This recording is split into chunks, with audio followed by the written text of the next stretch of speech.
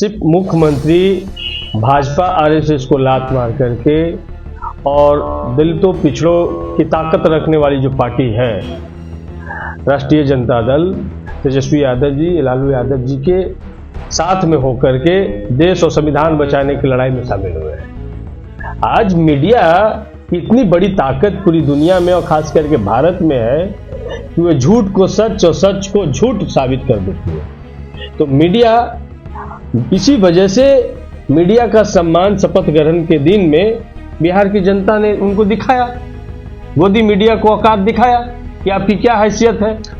BJP Bihar में इतने दिनों में एक अपना नेता नहीं बना पाई, उनके पास नेता नहीं है। सिर्फ बैसाखी के सहारे पर ये 17 साल से बिहार में बने हुए थे।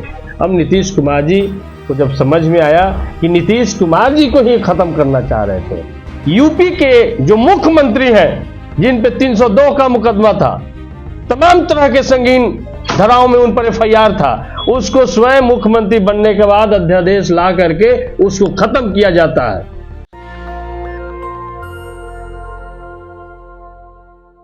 नमस्कार, मैं शंभू कुमार सिंह और आप देख रहे हैं संदर्भ। पूरे टेलीविजन अखबार लगता है जैसे बिहार आ गया है। जब से नीतीश कुमार और आरजेडी के गठबंधन हुआ है, जेडीयू आरजेडी का, जब से सरकार बनी है, बिहार की एक एक खबरों पर नजर रखी जा रही है। मेरे साथ आरजेडी के युवा प्रवक्ता, युवा विधायक और खासकर बहुजन के युवा नेता सतीश कुमार जी हैं। कैसे देखते हैं? टीवी अखबार वाले तो आप लोग के पीछे पड़ गए। आप लोग चला पाएंगे सरकार 5 साल, मतलब पूरा टर्म कर पाएंगे? 3 साल अभी बचा हुआ है। देखिए, टीवी अखबार वाले का एजेंडा गठबंधन के साथ में चेंज होता है। बिहार में मुख्यमंत्री वही है, सिर्फ मुख्यमंत्री भाजपा आरएसएस को लात मार करके और दलितों पिछड़ों की ताकत रखने वाली जो पार्टी है राष्ट्रीय जनता दल, तेजस्वी यादव जी, लालू यादव जी के साथ में होकर के देश और संविधान बचाने की लड़ाई में शामिल हुए हैं। उसके वजह से वो लोग पचा नहीं पा रहे हैं कि बिहार में एक तो मेरी सरकार चली गई जिसका रिमोट कंट्रोल हम नागपुर से रखते थे, अब नागपुर बीजेपी विरोध करे तो समझ में आता है। मीडिया में इतनी हलचल क्यों होती है? मीडिया आप लोग इस सरकार के खिलाफ होती है, इस गठबंधन के खिलाफ होती है, इसी क्या वजह से? तो जो मेन स्ट्रीम मीडिया है वही तो सरकार है। क्या बात है? वही तो सरकार बनाती है। आज मीडिया की इतनी बड़ी ताकत पूरी दुनिया में और खास करके भारत में है कि वह झूठ को सच और सच को झूठ साबित कर देती है। तो मीडिया, इसी वजह से मीडिया का सम्मान शपथ ग्रहण के दिन में बिहार की जनता ने उनको दिखाया, गोदी मीडिया को औकात दिखाया कि आपकी क्या हैसियत है। वहां दिल्ली में लोग कह रहे थे कि आप लोग महिलाओं का अपमान कर रहे हैं और उसमें आरजेडी के कार्यकर्ता थे। नहीं, कोई कार्यकर्ता नहीं, वो आम जनता थे। वो जानते हैं कि देश में झूठ परोसा जा रहा है, वो जानते हैं कि बेगर मुद्दे के इशू खड़ा किया जा रहा है, जबकि लोगों को रोजगार चाहिए, लोग को महंगाई से निजात चाहिए, लोग को शिक्षा चाहिए। इस पे कोई मीडिया में कोई बहस चर्चा पिछले 8 सालों में नहीं हुई है। पिछले 8 सालों में कोई चर्चा नहीं हुई है। ये तो तेजस्वी यादव जी को धन्यवाद देंगे कि जब से तो मीडिया ने चर्चा शुरू तो कर दिया। पूछ रहा है तेजस्वी यादव कब 10 लाख नौकरी देंगे। तो तेजस्वी यादव जी ने बोला, ये हमारा पार्टी के मैनिफेस्टो में था कि हमारी जैसी ही सरकार बनेगी हम 10 लाख लोगों को रोजगार देंगे, जिसकी घोषणा आदरणीय नीतीश कुमार जी मुख्यमंत्री पटना के गांधी मैदान से 15 अगस्त को किया कि 10,000 रोजगार नौकरी भी देंगे और अलग से 10,000 रोजगार देंगे। लेकिन हम तो ये भी 15 अगस्त का नरेंद्र मोदी जी का भाषण सुन रहे थे कि लाल किला से एक बार भी रोजगार की बात उन्होंने नहीं किया। कहा तो है महिला सम्मान करेंगे हम लोग, प्रण लिए उन्होंने 2025 तक के लिए। भाई, जो मनुस्मृति को मानते हैं वो महिला सम्मान की बात कैसे कर सकते हैं? महिला सम्मान की बात उनके यहां कहां से महिला सम्मान की बात आ गई?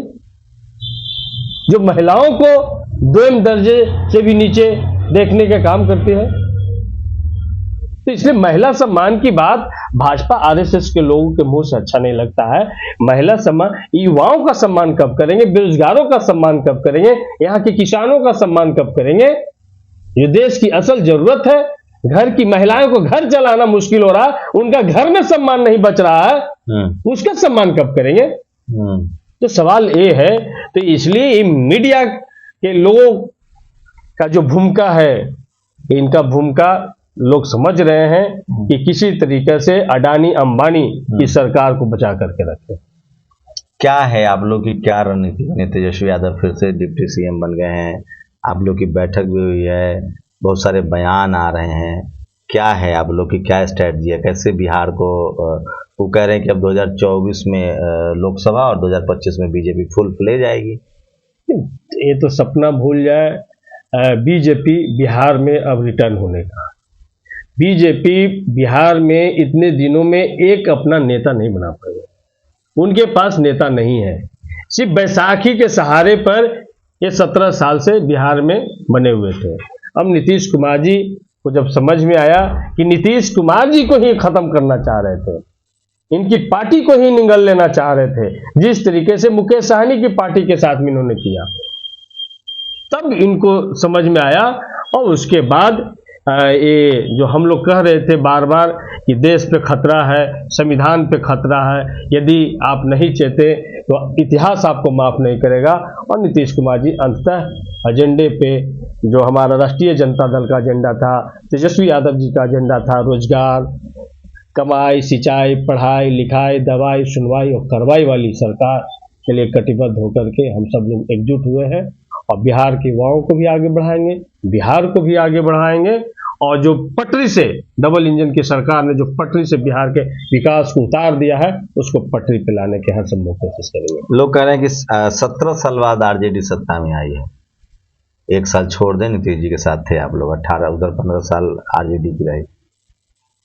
जो टीवी अखबार है उसका फोकस है कि पिछले 30 सालों में कुछ नहीं हुआ है बिहार में, जबकि 15 साल बीजेपी अलायंस में रही है।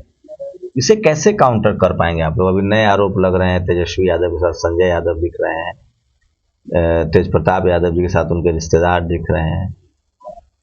देखिए, ये बगैर मुद्दे का मुद्दा एक खड़ा किया जा रहा है।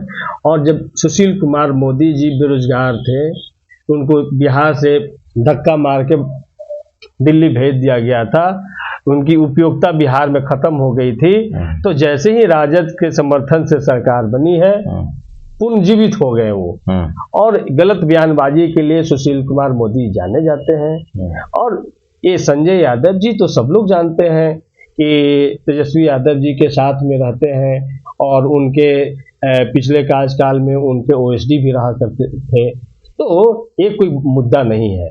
और तेज प्रताप यादव जी गए हैं, अगर उनके मिलने के लिए उनके कोई परिवार के सदस्य आ जाए तो क्या उनका सम्मान नहीं होना चाहिए? लेकिन क्या है, आप लोग क्या रोजगार मुद्दा बनाएंगे चुनाव में? एकदम रोजगार मुद्दा टिक पाएंगे आप लोग? गाय गोबर गौमूत्र धर्म की राजनीति के आगे आप लोग टिक पाएंगे? देखिए, देश में धर्म की राजनीति जो कर रहे हैं, वो धर्म के नाम पे धंधा कर रहे हैं। वो धर्म के नाम पे धंधा कर रहे हैं, और एक्चुअली में वो धर्म के आड़ में देश की सारी संपत्ति को लूट लेना चाहते हैं। जिस तरीका से ब्राह्मणवादी व्यवस्था में पूजा इसलिए नहीं आपके यहां वो कराते हैं कि आप धनवान, गुणवान, बलवान हो जाए। पूजा इसलिए वो आपके यहां कराते हैं कि आपके चढ़ावा के पैसा से, आपके दक्षिणा के पैसा से उनके बच्चे सेंट्रल यूनिवर्सिटी में पढ़ेंगे। और जब उनके बच्चे सेंट्रल यूनिवर्सिटी में पढ़ेंगे तो उनके बच्चे ही जज बनेंगे। और जब उनके बच्चे जज बनेंगे तो एक ही तरह के केस में लालू यादव जी को जेल होगा, जगन्नाथ मिश्रा जी को बेल होगा। लेकिन आप बताइए ना, तमिलनाडु में जो पेरियार का मॉडल है, 69% रिजर्वेशन है वहाँ ओबीसी को, शेड्यूल कास्ट, शेड्यूल ट्राइब सबको रिजर्वेशन मिल रहा है। क्या बिहार में सबसे पहले ओबीसी आरक्षण लागू हुआ है? क्या उसको मॉडल को फॉलो करेंगे, रिजर्वेशन को और बढ़ा सकते हैं आप लोग? क्या सोशल जस्टिस कर्पूरी ठाकुर हो, लालू यादव हो, इन सबका जो विरासत है आप लोग के पास, क्या उसको लेकर आप लोग कटिबद्ध हैं, या आप लोग का भी ढुलमुल? नहीं, हमारे नेता उसके प्रति कटिबद्ध हैं। और 24-25 को हम लोग को बहुमत साबित करना है, स्पीकर का चुनाव होना है। उसके बाद जो बहुजन एजेंडा जो था, खास करके तेजस्वी यादव जी ने कहा था कि ओबीसी के आरक्षण को दायरे को हम 69% तमिलनाडु के तर्ज पे बढ़ाएंगे। हम लोग उस आरक्षण के दायरे को वहां तक ले जाएंगे। और हम लोग तो मानते हैं कि मानवर काशीराम साहब ने जो नारा दिया था कि जिसकी जितना संख्या भारी उसकी उतनी हिस्सेदारी, इसकी लड़ाई अब शुरू होगी, असल लड़ाई, और देश की असल लड़ाई यही है। मंत्रिमंडल में वो दिख रहा है आप लोग 17, आपके मेरी जानकारी में कि 17 मिनिस्टर्स जो हैं वो ओबीसी पिछड़े हैं, 5 शेड्यूल कास्ट है शायद, 6 और 5 मुस्लिम्स हैं, सवर्ण भी 6 या 5 है। तो ये कॉम्बिनेशन तो मीडिया तो बर्दाश्त नहीं करेगी, आप लोग को जातिवादी का ठप्पा मार देगी और आप लोग डर जाएंगे। तो देखिए, असल में जातिवादी कौन है ये देश देख रही है, जात पात कौन करते हैं ये देख रही है। कि जब भारत के राष्ट्रपति बनाते हैं तो दलित के नाम पे बनाते हैं, भारत के राष्ट्रपति बनाते तो आदिवासी के नाम पे बनाते हैं। इसलिए नहीं बनाते, ये कह के नहीं बनाते हैं कि ये व्यक्ति सबसे योग्य है इसलिए हम इसको राष्ट्रपति बना रहे हैं, ये कह के। तो जातिवादी लोग वो है अभी आपने देखा होगा कि मोदी मंत्रिमंडल जब विस्तार हुआ था तो कह रहे थे हम 27 को ओबीसी के मंत्री को बना दिए, लेकिन किसी का नाम लोग नहीं जानते हैं। लेकिन हमारे यहाँ तो जो मंत्री बने हैं सबको काम करने की आजादी है, सबको जो हमारा पार्टी का अपना लाइन है, अम्बेडकरवाद, लोहियावाद, कर्पूरीवाद, इसको आगे बढ़ाने के लिए सब कटिबद्ध है। इसीलिए सभी जाति मजहब के लोगों को उनके संख्या के आधार पे, उनके विधायकों के संख्या के आधार पे प्रतिनिधित्व दिया गया है।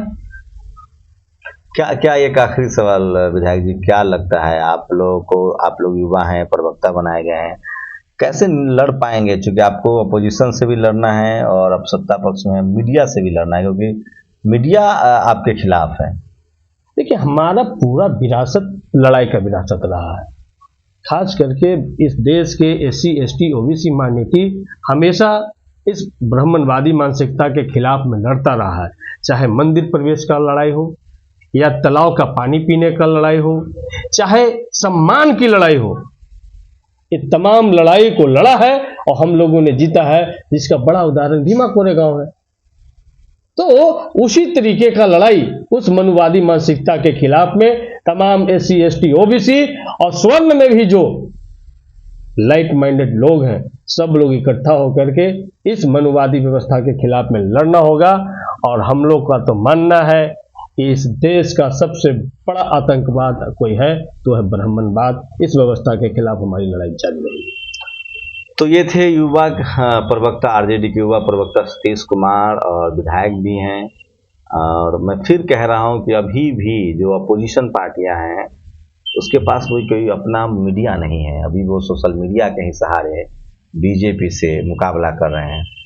क्या लगता है आप लोगों को कि अपोजिशन के पास, जिसके पास एक टेलीविजन चैनल नहीं है, एक अखबार नहीं है, क्या वो बीजेपी के प्रोपेगेंडा से, बीजेपी के प्रचार तंत्र से मुकाबला कर पाएगी? ये तो भविष्य बताएगा। लेकिन फिलहाल मीडिया ने फोकस बिहार पर कर दिया है और वो कह रहे हैं कि जंगल राज की वापसी होगी। लेकिन गनीमत है SC ST OBC माइनॉरिटी के लोग इतने जागरूक नहीं हैं, इतने पढ़े लिखे नहीं हैं, और वो टीवी अखबार पर भरोसा करते हैं और उनको लगता है कि उनके नेता को उनकी ही नजरों में मीडिया चोट ठहरा देती है। जंगल राज पे एक बात बोलना चाहिए जी। एक्चुअली में जब जब जनता का राज आता है तो उस राज को जंगल राज कहा जाता है। जब लालू प्रसाद यादव जी मुख्यमंत्री बने तो उन्होंने लोगों को सुअर चराने वालों, भेड़ चराने वालों, बकरी चराने वालों, तार पे चढ़ने वालों, जूता बनाने वालों, सब्जी बेचने वालों को जब पढ़ना लिखने की बात कही, उनको कहा कि तुम्हारे साथ शोषण जुल्म होता है तो थाने में जाओ और थानेदार के सामने आवेदन दो, FIR लिखाओ। जब जनता का शासन स्थापित हुआ तो जंगल राज कहा जाने लगा। उसके बाद अभी नीतीश कुमार और तेजस्वी जी के नेतृत्व में जब सरकार बनी, महागठबंधन की सरकार, तो जंगल राज रिटर्न होने लगा। लेकिन यूपी के जो मुख्यमंत्री हैं, जिन पे 302 का मुकदमा था, तमाम तरह के संगीन धाराओं में उन पर FIR था, उसको स्वयं मुख्यमंत्री बनने के बाद अध्यादेश ला करके उसको खत्म किया जाता है। तो आप जंगल राज नहीं कहा जाता। अच्छा याद दिलाया आपने, मैं भूल गया था। एक हमारे दोस्त हैं, बड़े चिंतक है, वो कह रहे हैं कि लालू फैमिली को भी अपने ऊपर लगे केसों को हटा लेना चाहिए, जैसे यूपी की सरकार ने किया, और CBI को बैन कर देना चाहिए, जैसे ममता बनर्जी ने किया। इतनी हिम्मत है आप लोगों में? देखिए आगे आगे होता है क्या। योगी जी ने तो केस हटा लिया, लालू फैमिली हटा लेगी अपने ऊपर से केस। आप लोग मीडिया का दबाव नहीं झेल पाएंगे? नहीं नहीं, ये तो सवाल जंगल राज यूपी पे पूछा जाना चाहिए था। तो जैसे योगी जी ने अपने ऊपर सारे मुकदमे हटा लिए हैं, क्या लालू फैमिली हटा लेगी अपने ऊपर मुकदमे जब उनकी सरकार है? तो अपनी सरकार है, तो हम लोग संविधान के खिलाफ वाले तो व्यक्ति है नहीं, हम तो न्यायालय पे विश्वास रखते हैं। संविधान के न्यायालय में जाकर टीवी अखबार से डरते हैं? टीवी अखबार से कभी नहीं डरते हैं। टीवी अखबार के सामने सच्चाई हम बोलते रहेंगे, उनको जितना झूठ परोसना है परोसे। देश की जनता, बिहार की जनता जान गई है कि टीवी अखबार के सहारे मोदी सरकार का प्रोपेगेंडा फैलाया जा रहा है। सोचिए, आप कल्पना कीजिए कि जिस तरह से योगी आदित्यनाथ ने अपने ऊपर लगे सारे आरोप हटा लिए थे, अगर लालू फैमिली ये काम कर ले तो मीडिया का क्या रुख होगा। आप लोग अपनी प्रतिक्रिया जरूर दीजिए पूरी बातचीत पर। शुक्रिया आपका समय देने के लिए। शंभू कुमार सिंह, नेशनल दस्तक, पटना। नेशनल दस्तक की आपसे गुजारिश है कि अगर इसको बचाना चाहते हैं तो नेशनल दस्तक को सब्सक्राइब करने के लिए रेड कलर के सब्सक्राइब बटन को दबाएं, फिर बेल आइकन की घंटी दबाएं। नेशनल दस्तक को बचाने के लिए बहुत जरूरी है कि हर खबर को शेयर करें, लाइक करें, कमेंट जरूर करें।